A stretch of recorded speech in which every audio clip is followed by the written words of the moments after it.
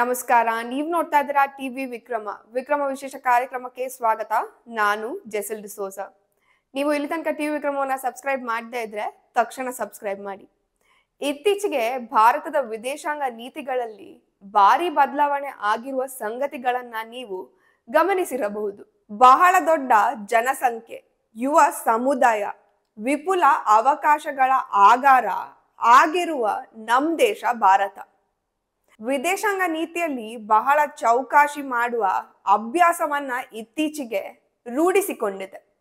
ಹೀಗೆ ಮಾಡಿರುವ ಮೂಲಕ ಭಾರತಕ್ಕೆ ಬಹಳ ಲಾಭ ಆಗಿರುವ ವಿಚಾರ ಕೂಡ ಆಗಾಗ ನಮ್ಮ ಕಿವಿಗೆ ಬೀಳ್ತಾ ಇರುತ್ತೆ. ಇಷ್ಟು ದಿವಸ ಚೀನಾ ನಮ್ ಶತ್ರುವಾಗಿತ್ತು, ಆದ್ರೆ ಅದು ಕೂಡ ಈಗ ಭಾರತದ ಜೊತೆಗೆ ಚೆನ್ನಾಗಿದ್ರೆ ಅಷ್ಟೇ ಚೀನಾಕ್ಕೆ ಉಳಿಗಾಲ ಅನ್ನುವ ಮನಸ್ಥಿತಿಗೆ ಬಂದ್ಬಿಟ್ಟಿದೆ. ಅರಬ್ ರಾಷ್ಟ್ರಗಳು, ಯುರೋಪಿನ ಪಶ್ಚಿಮ ದೇಶಗಳು, ಆಫ್ರಿಕಾದ ಕೆಲವು ರಾಷ್ಟ್ರಗಳು ಕೂಡ ಭಾರತದ ಜೊತೆಗೆ ಒಳ್ಳೆಯ ಸಂಬಂಧ ಇಟ್ಕೊಂಡ್ರೆ ಮಾತ್ರ ನಮ್ಗೆ ಲಾಭ ಇದೆ ಅನ್ನುವ ಪಾಲಿಸಿಯನ್ನ ಬಹಳ ಅಚ್ಚುಕಟ್ಟಾಗಿ ಪಾಲಿಸ್ಕೊಂಡು ಬರ್ತಾ ಇದ್ದಾವೆ. ಇನ್ನು ರಷ್ಯಾ ಜೊತೆ ನಮ್ಮ ಸಂಬಂಧ ತುಂಬಾ ಹಿಂದಿನಿಂದಲೂ ಚೆನ್ನಾಗಿದೆ. ಹೀಗಾಗಿ ರಷ್ಯಾ ಯುಕ್ರೇನ್ ಯುದ್ಧದ ಟೈಮಲ್ಲಿ ಭಾರತ ಬಹಳ ಜಾಗ್ರತೆಯಿಂದ ತಮ್ಮ ಹೆಜ್ಜೆಯನ್ನ ಹಾಕ್ತು.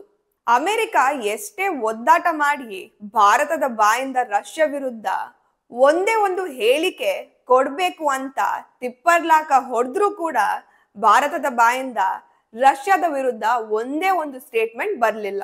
ಇನ್ನು ಶ್ರೀಲಂಕಾ, ಬಾಂಗ್ಲಾ, ಮಯನ್ಮಾರ್, ಮಾಲ್ಡೀವ್ಸ್ ಗಳೆಲ್ಲ ಅಮೆರಿಕದ ಡೀಪ್ ಸ್ಟೇಟ್ಗಳ ಕುತಂತ್ರಕ್ಕೆ ಸಿಕ್ಕಿ ಭಾರತದ ಮೇಲೆ ಸವಾರಿ ಮಾಡುವ ಪ್ರಯತ್ನವನ್ನ ಮಾಡ್ತು. ಆದ್ರೆ ಅವುಗಳ ಪರಿಸ್ಥಿತಿ ಮಾತ್ರ ಇಂಗುತಿಂದ ಮಂಗಂತರ ಆಗಿ ಅತ್ತ ಉಗ್ಳೋಕ್ಕೂ ಅಲ್ಲ, ಇತ್ತ ನುಂಗೋಕ್ಕೂ ಅಲ್ಲ ಅನ್ನುವ ತರ ಆಗ್ಬಿಡ್ತು. ಈ ಕಡೆ ಉತ್ತರ ಕೊರಿಯಾ ಮತ್ತು ದಕ್ಷಿಣ ಕೊರಿಯಾಗಳ ಹಾವು ಮುಂಗುಸಿ ಕಾಳಾಟ ಅಂತೂ ನಿಮ್ಗೆ ಗೊತ್ತೇ ಇದೆ. ಈ ದಕ್ಷಿಣ ಕೊರಿಯಾ ಅಮೆರಿಕ ಜೊತೆಗೆ ಚೆನ್ನಾಗಿದೆ. ಉತ್ತರ ಕೊರಿಯಾ ರಷ್ಯಾ, ಚೀನಾ ಜೊತೆಗೆ ಒಳ್ಳೆಯ ಸಂಬಂಧವನ್ನ ಇಟ್ಕೊಂಡಿದೆ. ರಷ್ಯಾ ಮತ್ತು ಉತ್ತರ ಕೊರಿಯಾ ಅದೆಷ್ಟು ಚೆನ್ನಾಗಿದೆ ಅಂದ್ರೆ ಮೊನ್ನೆ ಯುಕ್ರೇನ್ ಯುದ್ಧಕ್ಕೆ ಉತ್ತರ ಕೊರಿಯಾದ ಸೈನಿಕರು ರಷ್ಯಾ ತನಕ ಹೋಗಿ ಕಾದಾಟ ಮಾಡ್ತು. ರಷ್ಯಾ ನಮ್ಮ ಪ್ರಾಣ ಸ್ನೇಹಿತ, ಅವರ ಸಂಕಷ್ಟದಲ್ಲಿ ನಾವು ಅವರ ಜೊತೆ ನಿಲ್ಲುತ್ತೇವೆ ಅಂತ ಉತ್ತರ ಕೊರಿಯಾದ ಅಧ್ಯಕ್ಷ ಕಿಮ್ ಹೇಳಿಕೆಯನ್ನ ಕೊಟ್ಟು ಪರೋಕ್ಷವಾಗಿ ಅಮೆರಿಕಕ್ಕೆ ಟಾಂಗ್ ಕೊಡುವ ಕೆಲಸವನ್ನ ಮಾಡ್ತಾನೆ. ಇಂತಹ ಉತ್ತರ ಕೊರಿಯಾ ಜೊತೆಗೆ ನಮ್ಗೆ ಅಷ್ಟೊಂದು ಒಳ್ಳೆಯ ಸಂಬಂಧ ಇಲ್ಲ, ಯಾಕಂದ್ರೆ ಅವರು ಪಾಕಿಸ್ತಾನ ಜೊತೆಗೆ ಚೆನ್ನಾಗಿದ್ದಾರೆ ಅನ್ನುವ ಕಾರಣಕ್ಕೆ. ಅದಲ್ಲದೆ ಈ ಹಿಂದೆ ಉತ್ತರ ಕೊರಿಯಾ ನ್ಯೂಕ್ಲಿಯರ್ ರಿಯಾಕ್ಟರ್ಸ್ ಮತ್ತು ನ್ಯೂಕ್ಲಿಯರ್ ಬಾಂಬ್ಗಳ ಪ್ರಯೋಗವನ್ನ ಶುರು ಮಾಡ್ತು. ಆಗ ಭಾರತ ಉತ್ತರ ಕೊರಿಯಾದ ವಿರುದ್ಧ ಬಹಿರಂಗವಾಗಿ ಅಸಮಾಧಾನವನ್ನ ಹೊರಗೆ ಹಾಕ್ತು. ಇದು ಪ್ರಾದೇಶಿಕ ಶಾಂತಿಗೆ ಧಕ್ಕೆ ತರುವ ಕೆಲಸ ಅಂತ ಹೇಳಿಕೆ ಕೂಡ ಕೊಡ್ತು.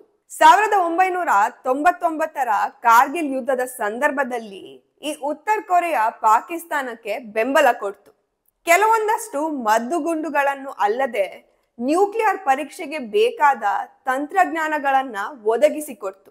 ಹೀಗಾಗಿ ಭಾರತ ಉತ್ತರ ಕೊರಿಯಾದ ಜೊತೆಗೆ ನಮ್ಗೆ ಅಷ್ಟಕ್ಕಷ್ಟೇ ಅನ್ನುವ ಪಾಲಿಸಿಯನ್ನ ಪಾಲಿಸ್ಕೊಂಡು ಬರ್ತಾ ಇತ್ತು. ಶ್ರೀಮತಿ ಸುಷ್ಮಾ ಸ್ವರಾಜ್ ಅವರು ವಿದೇಶಾಂಗ ಮಂತ್ರಿ ಆಗಿದ್ದಾಗ ಅಂದ್ರೆ 2015ರಲ್ಲಿ ಉತ್ತರ ಕೊರಿಯಾದ ವಿದೇಶಾಂಗ ಮಂತ್ರಿ ರಿ ಸಿಯೋಂಗ್ ಡೆಲ್ಲಿಗೆ ಬಂದಿದ್ರು. ಅವತ್ತು ಭಾರತ ಉತ್ತರ ಕೊರಿಯಾ ಸಂಬಂಧಗಳ ಬಗ್ಗೆ ಒಂದಷ್ಟು ಮಾತುಕತೆಗಳು ನಡೆದವು. ಆದ್ರೆ ನಿಮ್ ಸೈಬರ್ ಹ್ಯಾಕರ್ಸ್ ಗಳನ್ನ ನೀವು ಕಂಟ್ರೋಲ್ ನಲ್ಲಿಡಿ, ಅವರು ನಮ್ಮ ಬ್ಯಾಂಕಿಂಗ್ ಸೆಕ್ಟರ್ ಗಳನ್ನ ಹ್ಯಾಕ್ ಮಾಡ್ತಾ ಇರೋದು ಸರಿ ಇರಲ್ಲ ಅಂತ ಅವತ್ತು ಸುಷ್ಮಾ ಸ್ವರಾಜ್ ಅವರು ಮುಖಕ್ಕೆ ಹೊಡೆದಂತೆ ಹೇಳಿ ಕಳ್ಸಿದ್ರು.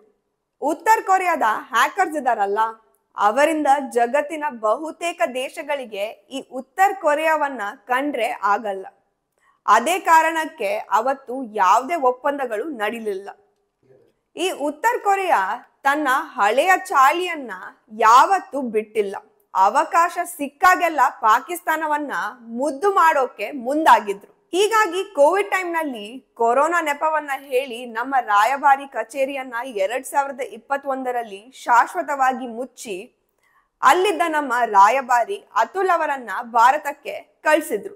ಆದ್ರೆ ಇದೀಗ 4 ವರ್ಷಗಳಾದ ಮೇಲೆ ಉತ್ತರ ಕೊರಿಯಾದಲ್ಲಿರುವ ಭಾರತದ ರಾಯಭಾರಿ ಕಚೇರಿ ಮತ್ತೆ ಓಪನ್ ಆಗುವ ಸುದ್ದಿ ಕೇಳಿ ಬರ್ತಾ ಇದೆ. ಹಿಂದಿನ ತಿಂಗಳು ಅದಕ್ಕೆ ಬೇಕಾದ ಎಲ್ಲಾ ಸಿದ್ಧತೆ ಶುರುವಾಗಿದೆ. ಉತ್ತರ ಕೊರಿಯಾದಿಂದ ವಾಪಸ್ ಬಂದ ಮೇಲೆ ಮಂಗೋಲಿಯಾದ ರಾಯಭಾರಿಯಾಗಿ ಕಾರ್ಯವನ್ನು ನಿರ್ವಹಿಸುತ್ತಿದ್ದ ಅತುಲ್ ವಾಪಸ್ ಹೋಗಕ್ಕೆ ರೆಡಿ ಆಗಿದ್ದಾರೆ. ಇಲ್ಲಿ ಒಂದು ವಿಷಯವನ್ನ ನಾವು ಸೂಕ್ಷ್ಮವಾಗಿ ಗಮನಿಸಬೇಕು. ನಮ್ಮ ಭಾರತ ಈಗ ಮೊದಲಿನಂತೆ ಇಲ್ಲ. ಭಾರತದ ವಿದೇಶಾಂಗ ನೀತಿಗಳು ಗಣನೀಯವಾಗಿ ಬದಲಾವಣೆ ಆಗಿವೆ.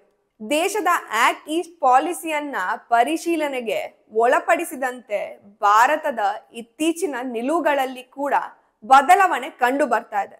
ಉದಾಹರಣೆಗೆ ಅಫ್ಘಾನಿಸ್ತಾನದ ತಾಲಿಬಾನಿಗಳ ಜೊತೆಗೆ ಈ ಹಿಂದೆ ನಾವು ಬಹಳ ಅಂತರವನ್ನ ಕಾಯ್ದುಕೊಳ್ತಾ ಇದ್ವಿ. ಈಗ ಪರಿಸ್ಥಿತಿ ಹಾಗಿಲ್ಲ. ಏನೇ ಆದ್ರೂ ಅಫ್ಘಾನಿಸ್ತಾನದಲ್ಲಿ ಆಡಳಿತ ಮಾಡುತ್ತಿರುವುದು ತಾಲಿಬಾನಿಗಳು ಅನ್ನೋದು ಸತ್ಯ. ಅವರು ಅಲ್ಲಿ ಏನ್ ಬೇಕಾದ್ರೂ ಮಾಡ್ಕೊಳ್ಳಿ. ಪಕ್ಕದಲ್ಲಿ ಪಾಕಿಸ್ತಾನ ಅನ್ನುವ ಶತ್ರು ದೇಶ ಬೇರೆ ಇದೆ. ಅದರ ಬೆನ್ನಿಗೆ ಅಫ್ಘಾನಿಸ್ತಾನವನ್ನ ನಾವ್ಯಾಕೆ ಮೈ ಮೇಲೆ ಬಿಟ್ಕೊಳ್ಬೇಕು?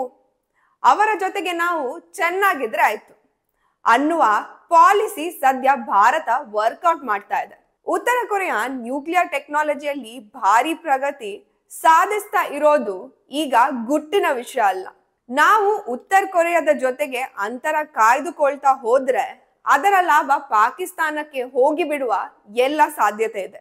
ನಾವು ಎಷ್ಟೇ ಅಮೆರಿಕವನ್ನ ಖುಷಿಪಡಿಸೋಕೆ ಹೋಗಿ ಉತ್ತರ ಕೊರಿಯಾವನ್ನ ದೂರ ಇಡುವ ಕೆಲಸ ಮಾಡ್ತಾ ಇದ್ರೆ ಇಲ್ಲಿ ಅಮೆರಿಕ ಡೀಪ್ ಸ್ಟೇಟ್ ಮುಖಾಂತರ ಭಾರತದಲ್ಲಿ ಅರಾಜಕತೆ ಸೃಷ್ಟಿ ಮಾಡುವ ಕೆಲಸವನ್ನ ಮಾಡ್ತಾ ಇರುತ್ತೆ. ಹೀಗಾಗಿ ಅಮೆರಿಕಕ್ಕೆ ಅದರ ಸ್ಟೈಲ್ ಅಲ್ಲೇ ಉತ್ತರ ಕೊಡುವ ಕೆಲಸವನ್ನ ಭಾರತ ಈಗಾಗ್ಲೇ ಮಾಡ್ತಾ ಇದೆ. ಅದ್ರಲ್ಲೂ ಮೊನ್ನೆ ಟ್ರಂಪ್ ಅಧ್ಯಕ್ಷರಾಗಿ ಪ್ರಮಾಣ ವಚನ ಸ್ವೀಕಾರ ಮಾಡಿದ ಬೆನ್ನಲ್ಲೇ ಭಾರತದ ಉತ್ಪನ್ನಗಳ ಮೇಲೆ ಸಮಾನವಾದ ತೆರಿಗೆ ಹೇರುವ ಮಾತನ್ನಾಡಿದ್ದಾರೆ. ಬ್ರೆಜಿಲ್ ಹಾಗೂ ಭಾರತ ಇಬ್ಬರು ತೆರಿಗೆ ಶೋಷಕರು ಅಂತ ಟ್ರಂಪ್ ಹೇಳಿರೋದು ಕೂಡ ಇದೇ ದಾಟಿಯಲ್ಲಿ. ಅದರ ಬೆನ್ನಿಗೆ ಭಾರತ ಬ್ರಿಕ್ಸ್ ಕರೆನ್ಸಿ ಬಗ್ಗೆ ಮಾತನಾಡಿ ಅಮೆರಿಕಕ್ಕೆ ಬಿಸಿ ಮುಟ್ಟಿಸುವ ಕೆಲಸವನ್ನ ಮಾಡಿದೆ. ಅಷ್ಟೇ ಅಲ್ಲದೆ ರಷ್ಯಾ, ಚೀನಾ, ಭಾರತ, ಉತ್ತರ ಕೊರಿಯಾ ಸಹಯೋಗ ಅನ್ನುವ ಮತ್ತೊಂದು ಕೂಟವನ್ನ ಜಗತ್ತಿಗೆ ಪರಿಚಯಿಸುವ ಹೆಜ್ಜೆಯನ್ನ ಭಾರತ ಇಟ್ಟಿದೆ.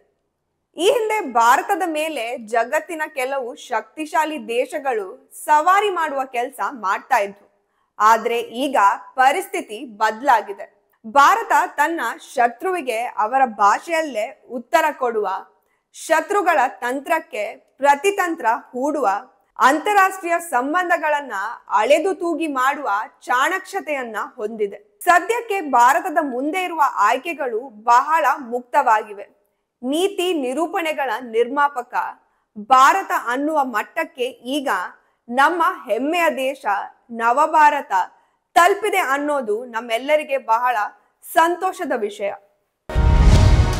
ಟಿವಿ ವಿಕ್ರಮ, ದೇಶ ನಿಮ್ಮ ಕೈಯಲ್ಲಿ.